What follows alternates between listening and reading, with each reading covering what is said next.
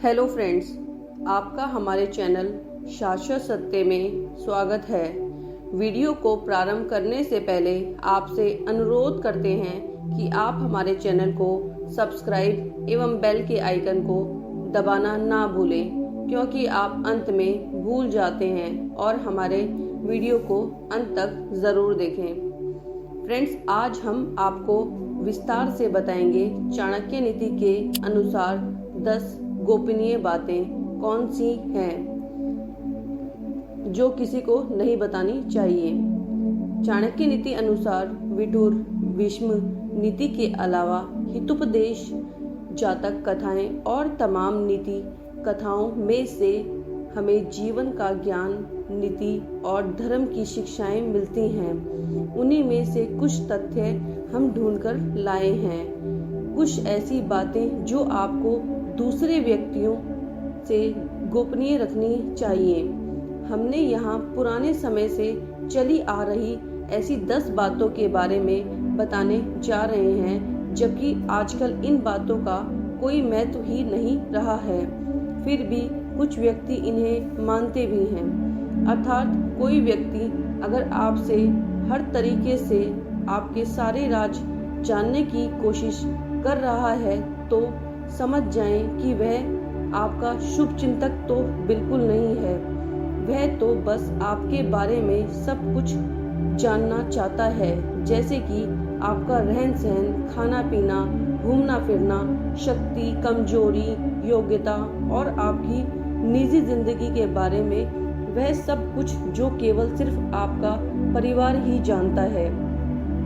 ऐसे व्यक्तियों से बचकर रहना अति आवश्यक है जो आपसे अत्यधिक जानना चाहें। चाणक्य नीति अनुसार बहुत से ऐसे लोग भी हैं जो आपके घर परिवार में हो रही गतिविधियों के बारे में शुभचिंतकों के साथ शेयर करते हैं। जैसे मित्र, रिश्तेदार, परिचित। ऐसे लोग बाद में समस्याओं का सामना करते हैं। इससे पारिवारिक सदस्यों में आपसी कलह और अविश्वास की भावना उत्पन्न होती है। अर्थात घर की बातें घर में ही रहें, तभी जीवन में सभी सुखों की प्राप्ति होती है। छोटी मोटी समस्याएं जीवन में चलती रहती हैं। अर्थात घर की स्त्री का संसार एवं व्यवहार गोपनीय रखना चाहिए। बहुत से ऐसे मूर्ख प्राणी होते हैं जो अपने दोस्तों को अपनी पत्नी के बारे में और उनके क्रियाकलाप के बारे में बताते रहते हैं। व्यक्ति को अपने और अपनी पत्नी के बीच की बात हमेशा छुपाकर रखनी चाहिए। अर्थात सुनने वाले के लिए तो वह एक रोचक कहानी ही है। वह सुनेगा और मजाक उड़ाएगा, लेकिन बाद में वह व्यक्ति बहुत पछताते हैं। जो दूसरों की नज़रों में अच्छा बनने के लिए आपके कुछ समय के लिए तो आपको राहत मिलती है, लेकिन इसके बाद आपको आपकी कमजोरी का प्रदर्शन भी देखने को मिलता है। चाणक्य नीति अनुसार कुछ व्यक्ति ऐसे होते हैं जो अपने घर को सिर्फ केवल एक स्थान समझते हैं जहां कोई भी व्यक्ति कभी भी आ सकता है एवं जा सकता है। जो व्यक्ति विश्वास करने योग्य हो केवल उन्हें ही छूट दें। लेकिन कुछ व्यक्तियों को देखा है कि वह घर में ताका झाकी करते रहते हैं, जिनसे आपका कभी कोई मतलब भी ना रहा हो। जबकि ध्यान रखना चाहिए, जिस व्यक्ति पर आप विश्वास कर रहे हैं वह विश्वास करने योग्य है भी या नहीं। पहले के समय में घर के सभी व्यक्ति एक साथ रहते थे, यानी संयुक्त होकर रहते थे। तब उनके घर में भी बड़े घर होते थे। ऐसे में यह धारणा प्रचलित हुई, अर्थात किसी को यह नहीं बताना चाहिए कि अपने घर का रहस्य।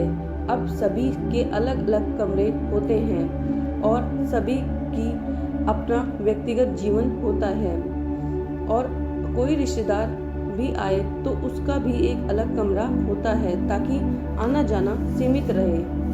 चाणक्य नीति अनुसार प्रत्येक व्यक्ति यही जानना चाहता है कि आप कितना कमाते हैं और यदि आपने नहीं बताया तो वह अलग अलग तरीके से पूछताछ करके अनुमान लगा लेते हैं।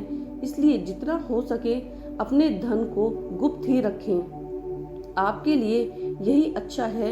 यह इसलिए नहीं कि लोग आपसे कर्ज लेकर लौटाएंगे नहीं, इसके लिए ये कारण है कि धन को जितना हो सके गुप्त रखें, लेकिन ध्यान रखें वह धन आप अपनी पत्नी से गुप्त ना रखें, क्योंकि वह दुखदायक साबित हो सकता है।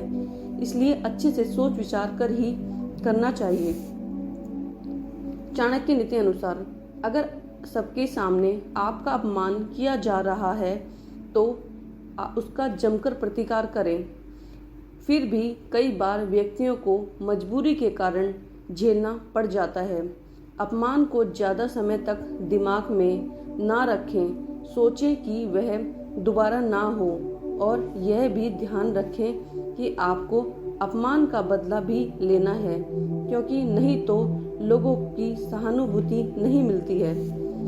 चाणक्य नीति अनुसार बहुत सी जगह बातों को छुपाकर रखना मुश्किलों का कारण भी बन जाता है, लेकिन बहुत से मामलों में इसे उजागर करने से आपको लोग कमजोर समझकर आपके साथ गलत व्यवहार करने लगेंगे।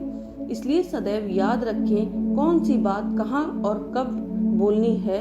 विचार जरूर करें। कमजोरी और अयोग्यता में फर्क करना सीखें। चाणक्य नीति अनुसार हमारे मन में ऐसी बहुत सी बातें होती हैं जिनको बोलने से आसपास संकट खड़े हो जाते हैं। यह भी हो सकता है मन में कोई शंका हो, क्रोध हो या घृणा हो।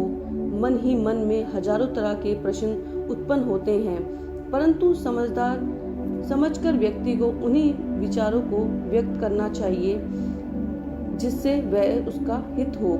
लेकिन उससे लोग आपके बारे में राय बनाने लग जाते हैं। फिर वह आपकी बातें सुनते हैं और एक अच्छा कार्य करने के बाद उनके कई सवालों पर वह भारी पड़ जाता है और वह कमजोर पड़ जाते हैं। चाणक्य नीति अनुसार यदि किसी व्यक्ति ने योग्य गुरु से दीक्षा ली है तो वह बात गोपनीय रखे, जबकि गुरु मंत्र कई प्रकार के होते हैं, जैसे कि आपने कुछ ज्ञान लिया हो या आपको किसी ने हुनर दिया हो, या वह ही गुरु मंत्र है।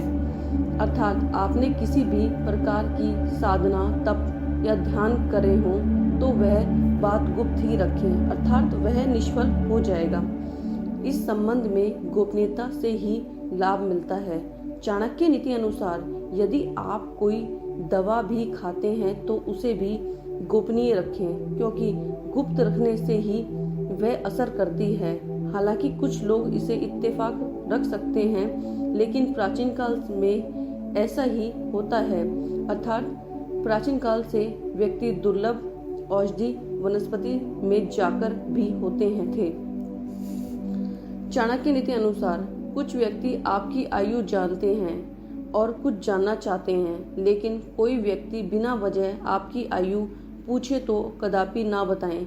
लेकिन आज के समय में यह संभव नहीं है, क्योंकि लाइसेंस, पासपोर्ट या अन्य दस्तावेज किसी भी कार्य को करने के लिए फॉर्म भरने हेतु दिखाना ही पड़ता है, जहां आयु बताना जरूरी होता है, परंतु आपको वहीं बताना है जहां जरूरी है। चाणक्य नीति अनुसार आप कुछ भी दान दक्षिणा करें वह सदैव ही गुप्त रखें। गुप्त दान देवताओं की नजर में रहता है और जिस दान को बताकर दिया जाए वह निष्फल हो जाता है।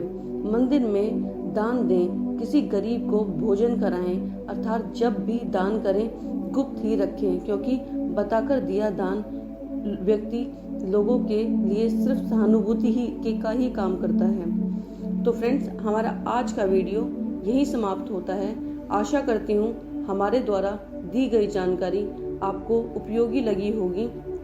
अगर वीडियो पसंद आया हो तो लाइक कर दीजिए और सब्सक्राइब भी कर दीजिए एवं बेल के आइकन को दबाना ना भूलें, ताकि हम आप तक नई एवं रोचक वीडियो पहुंचा सकें। धन्यवाद।